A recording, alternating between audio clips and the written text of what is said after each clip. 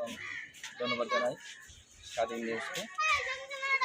আমরা জোরজুরিপাড়া এবং 1 নম্বর ওয়ার্ড কলাতলি 12 নম্বর ওয়ার্ড মধ্যখানে চলাচলের জন্য একটা ড্রেনেজ ব্যবস্থা এবং কালভার্টের একটা ব্যবস্থা অনেক দিন কেউ করে নাই। এলাকাবাসী অনেক কষ্ট পেয়েছে। এখানে যারা রুগী চলাফেরার মতো অনেক কষ্ট পেয়েছে।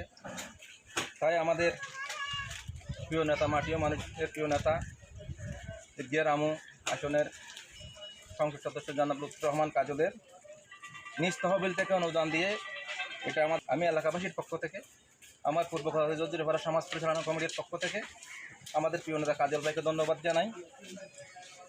এতদিন দীর্ঘ 17 আজকে 7-8 বছর এই রোড হওয়ার পর থেকে আমরা এটা নিয়ে কষ্ট পাচ্ছি। আমাদের প্রিয় নেতার কারণে আজকে আমরা এরকম কষ্ট থেকে মুক্ত পাচ্ছি।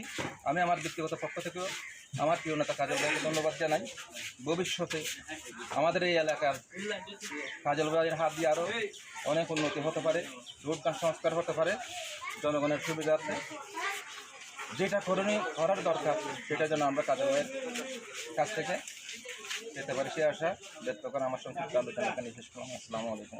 আমরা অনেকদিন পরে জিনিসটা করতে পারছি, ধন্যবাদ জানাচ্ছি। সবাই তো একটা এই কষ্টের মধ্যে সবাই বাঁচি যাচ্ছে, সবাই একটু চলাফেরা করতে পারবে। এর জন্য আমরা কলাতলি জোরজুরিপাড়াবাসীর পক্ষ থেকে সমাজ কমিটি এবং মসজিদ কমিটি, আপনার মাদ্রাসা কমিটি, সব কমিটি এবং সদস্যদের পক্ষ থেকে ধন্যবাদ, অশেষ অশেষ ধন্যবাদ জানাচ্ছি।